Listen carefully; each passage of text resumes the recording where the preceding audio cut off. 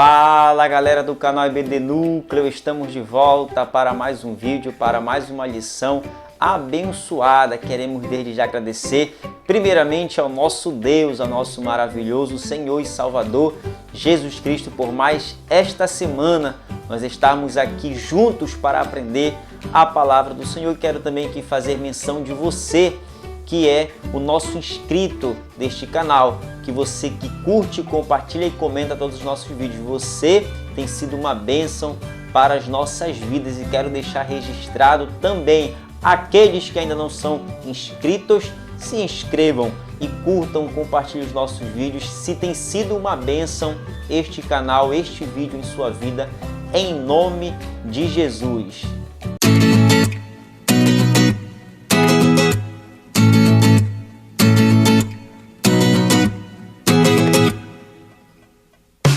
Glória a Deus, então vamos aqui para a lição de número 7, Daniel, um estadista que orava. O texto do dia diz o seguinte: e 3 vezes no dia se punha de joelhos e orava e dava graças diante do seu Deus, como também antes costumava fazer. Daniel capítulo 6, versículo de número 10. A síntese da lição diz o seguinte: Daniel é um grande exemplo para todos os cristãos. Veremos o quanto a oração e a fidelidade a Deus permitiram que o profeta vencesse grandes desafios e chegasse a ser um grande estadista. O texto bíblico da nossa lição se encontra em Daniel capítulo 2, versículo 17 até o versículo de número 23. Bem, como uma introdução a este vídeo, como uma introdução a esta aula, melhor dizendo, é importante nós sabermos quem foi Daniel. E aí surge a pergunta quem foi Daniel? De acordo com a Bíblia Sagrada, nós vamos ver que Daniel foi um profeta bíblico. Daniel foi um estadista durante o exílio e Daniel também foi um homem íntegro. Além de tudo, a Bíblia Sagrada vai dizer que Daniel era da linhagem real e nobre.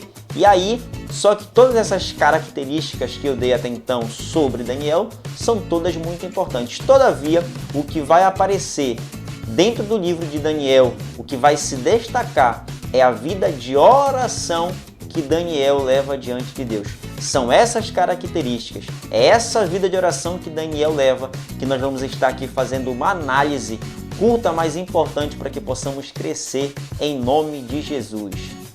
Então vamos lá, primeiro tópico, a educação de Daniel e de seus amigos na corte babilônica. Em Daniel capítulo 1, versículo de número 1 e versículo de número 2, nós sabemos que diz basicamente o seguinte, que durante o reinado de Jeoaquim, Nabucodonosor sitiou e marchou por sobre Jerusalém, que outrora era respeitada e amada. Tinha então início o exílio de Judá, que se juntaria aos cativos do reino do norte, já exilados há muitos anos. Agora, portanto, todos os filhos de Abraão, Isaque e Jacó estavam vivendo o juízo de Deus no exílio. Portanto, nós podemos concluir dizendo o seguinte, que sobre o povo era um momento de choro, um momento de dor, de arrependimento, de saudade e principalmente de crescimento diante do nosso Deus. Então veja que o Judá foi levado cativo por Nabucodonosor e foi levado até Babilônia.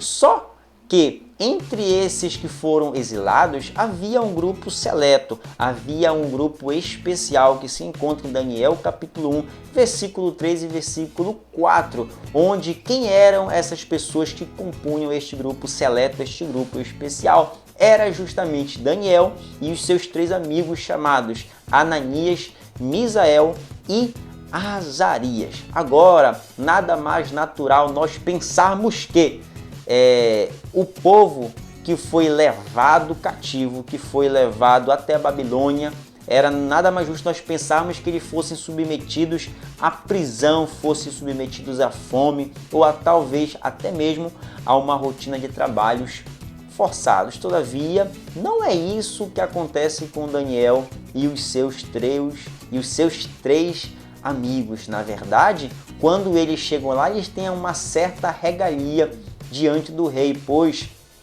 O que nós encontramos em Daniel capítulo 1, versículo 5, diz justamente sobre isso. Quando chegaram, receberam o conforto do palácio, a abundância da comida real e as mordomias de uma vida onde o trabalho braçal não os ameaçava. Entretanto, perceba que diante de toda essa regalia, diante de toda essa mordomia, e diga-se de passagem, uma mordomia aparente, tinha as suas armadilhas, tinha, por assim dizer, as suas sutilezas. E aí os irmãos podem estar se perguntando, Rafael, que armadilhas, por exemplo, havia?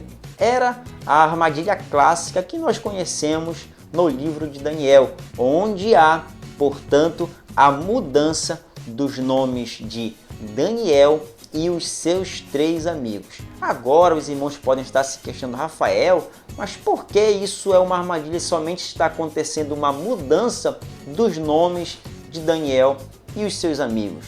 Mas na verdade, irmãos, percebam que nos tempos bíblicos e principalmente no Antigo Testamento, o nome dizia muito a respeito de uma pessoa, dizia muito acerca da identidade de determinada pessoa. Então perceba que a palavra-chave aqui, né, na mudança do nome de Daniel e seus amigos é identidade. Portanto, quando haveria a mudança dos nomes de Daniel e de seus 3 amigos, na verdade estavam se tentando buscar fazer uma mudança, uma transformação, uma desconstrução na identidade dessas pessoas, de Daniel e seus 3 amigos, que possuíam uma identidade em Deus. Mas na verdade isso parece ser muito estranho porque hoje pouco se dá importância a respeito do significado do nome das pessoas. Por exemplo, meu nome se chama Rafael, mas qual é o significado? Nem eu sei. Por quê? Porque para mim não faz sentido saber o significado do meu nome. Não é verdade? É verdade. Quer dizer, às vezes não. Outro, Breno. Olha só, que nome horrível.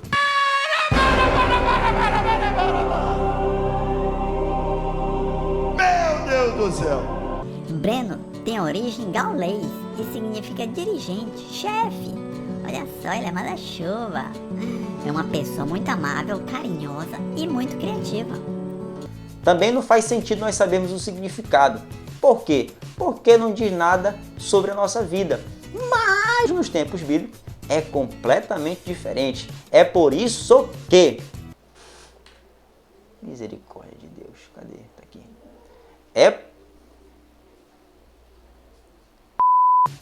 É por isso que há mudança nos nomes de Daniel. Por exemplo, o nome judeu de Daniel era Daniel. Sabia não?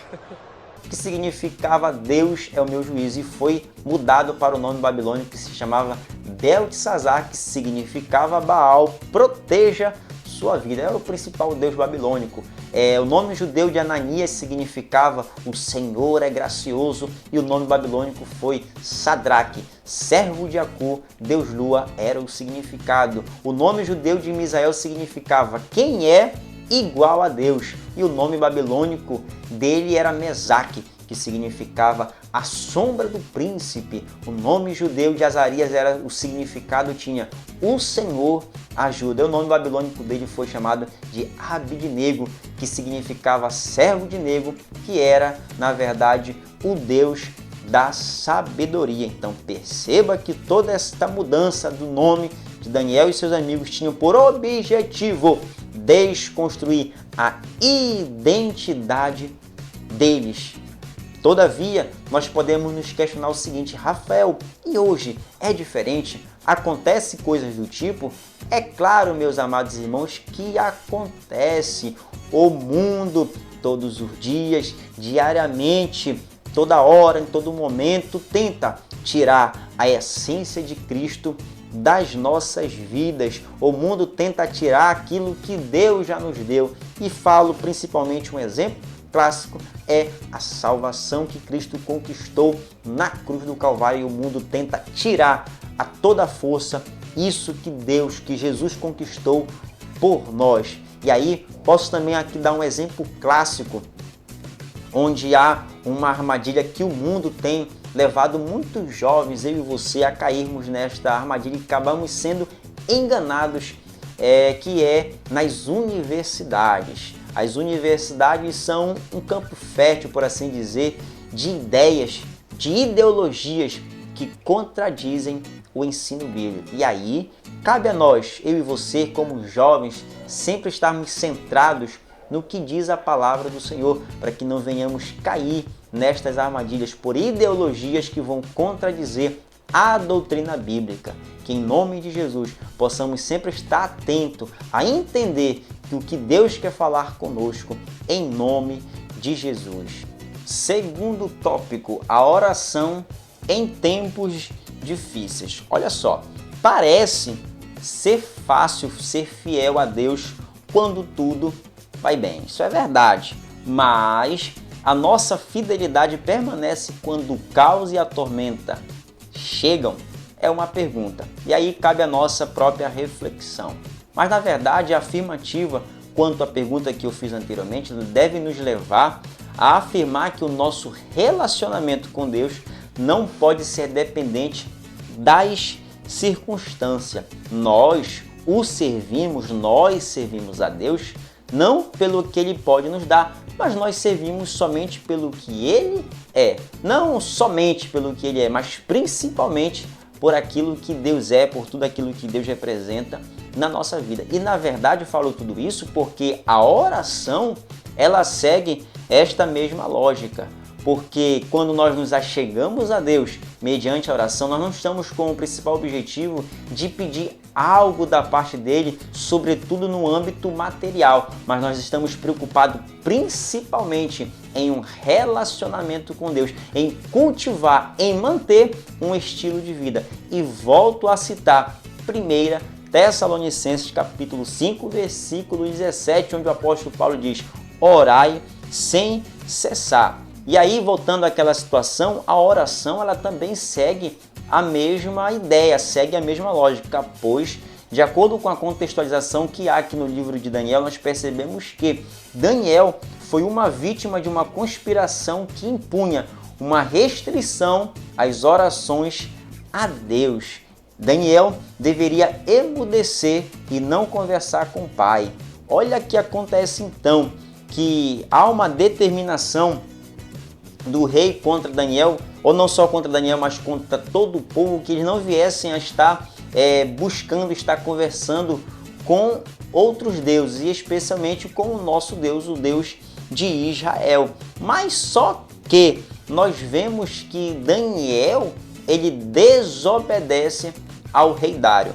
Mas na verdade eu falo isso porque nós jamais devemos deixar de conversar com o Pai, independentemente de determinação de rei, independente de determinação de qualquer que seja a autoridade humana. Mas nós devemos conversar com Deus, nos relacionarmos com Ele, porque Ele é o nosso Senhor e Ele é o nosso Salvador. Às vezes, as palavras fogem dos nossos lábios, entretanto, o Senhor nos conhece, o Senhor conhece o nosso interior. Nesse sentido, deixo Romanos capítulo 8, versículo de número 26 para a meditação. E agora perceba o seguinte, que o preço da desobediência ao rei Dário foi pago.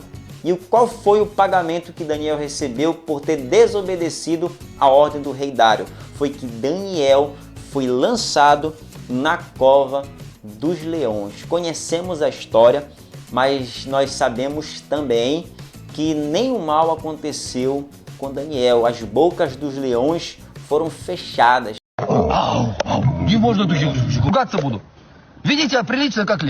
A palavra do Senhor diz isso em Daniel capítulo 6, versículo 22 e versículo 23.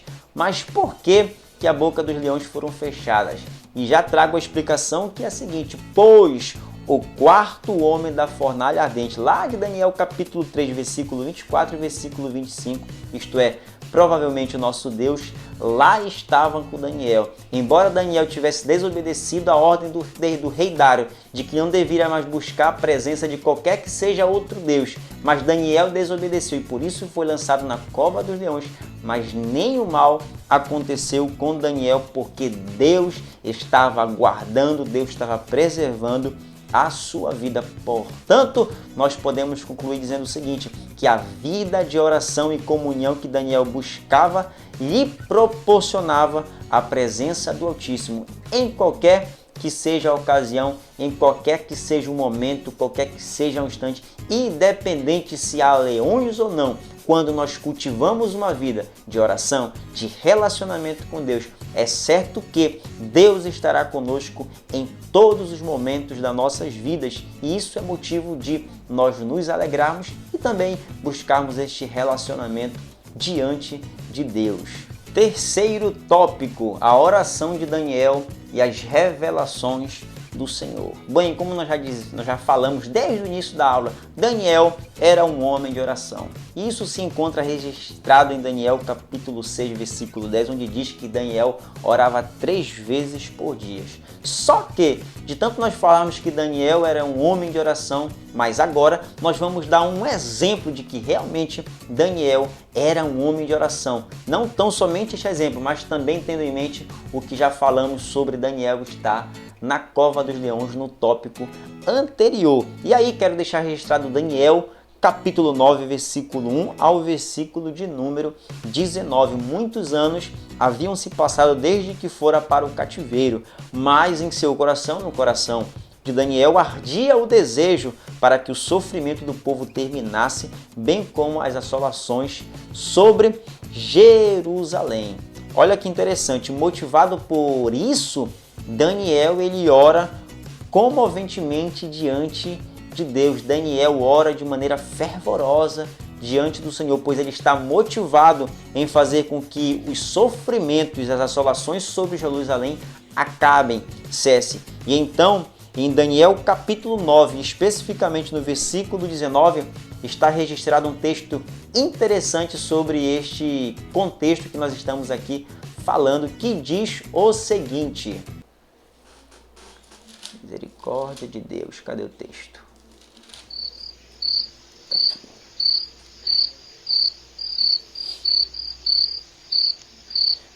Pela manhã, ao romper do dia, levantou-se o rei e foi com pressa à cova dos leões. Misericórdia, não é esse texto. Sangue de Jesus. Tá aqui, rapaz. Errou. Errou feio, errou rude. Ó Senhor, ouve. Ó Senhor, perdoa. Ó Senhor, atende-nos e age. Não te retardes por amor de ti mesmo, ó Deus meu, porque a tua cidade e o teu povo são chamados pelo teu nome. Glória a Deus. Agora nós achamos o texto, né, amados irmãos?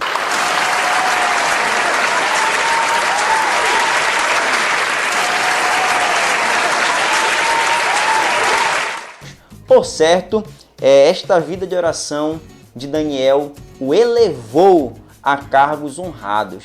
Olha que coisa interessante, já puxando já este exemplo da vida de oração que Daniel, desde o tópico 1, tópico 2 e agora no tópico 3, é importante nós termos em mente também algumas consequências que provavelmente aconteceu na vida de Daniel, que, por certo, esta vida de oração que Daniel cultivava com o Senhor o elevou, o colocou a cargos honrados. E aí podemos citar, primeiramente, que Daniel foi conselheiro-chefe da corte real de Nabucodonosor. Isso se encontra em Daniel, capítulo 2, versículo 49. Daniel foi o terceiro no comando do império de Belsazar, em Daniel, capítulo 5, versículo 29. E terceiro, Daniel foi príncipe no comando do império de Dário. Isso se encontra em Daniel, capítulo 6, versículo 1 ao versículo de número 3. Portanto, uma vida de oração garante, entre aspas, o sucesso que Deus nos promete. Glórias sejam dadas a Ele. E atrelado a esta última fala também está a questão da obediência no que diz respeito à palavra do Senhor.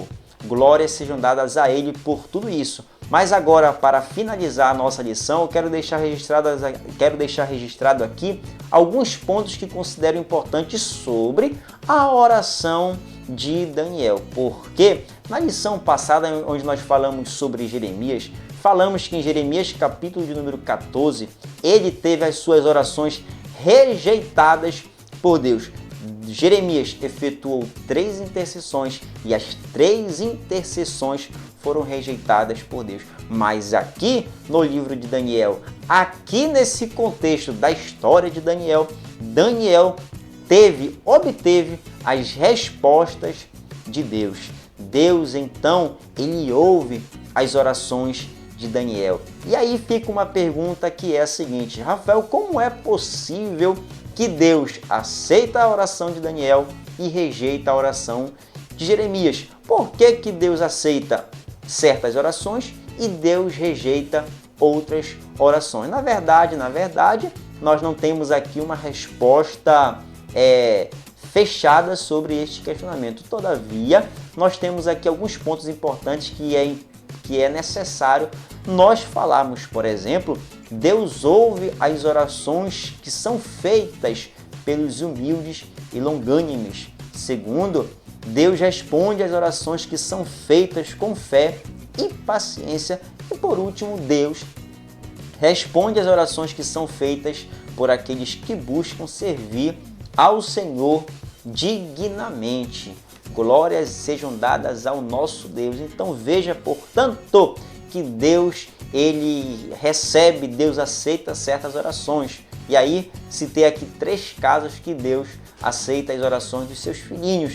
Todavia, não é uma regra fechada, não é uma regra que 100% acontece na Bíblia Sagrada, pois nós sabemos, como contra-exemplo, o próprio caso de Jeremias, capítulo de número 14. Glórias a Deus. Então, por isso, nós encerramos aqui esta lição sobre Daniel, um homem proeminente. Onde foi que ele esteve, embora ele estava exilado na Babilônia, onde foi levado cativo, juntamente com todo o seu povo. Mas Daniel conseguiu obter um destaque, pois até então, desde então, quer dizer, Daniel já era um homem de destaque, porque ele participava, ele era da linhagem real, da linhagem nobre. Daniel era um homem diferente, era um homem diferenciado, sábio, doutor em tudo que ele fazia. Daniel era realmente um homem especial, juntamente com os seus 3 amigos. Então, Daniel, mesmo exilado, ele manteve e cultivou uma vida de oração, e isso deve nos motivar, isso deve nos elevar a termos também esta vida de oração,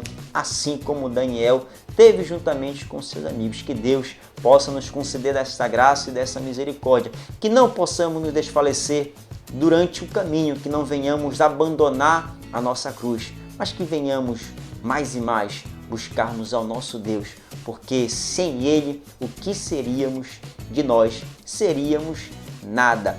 Glórias sejam dadas a Deus. Por isso, nós podemos concluir dizendo que EBD Núcleo, priorizando a palavra de Deus.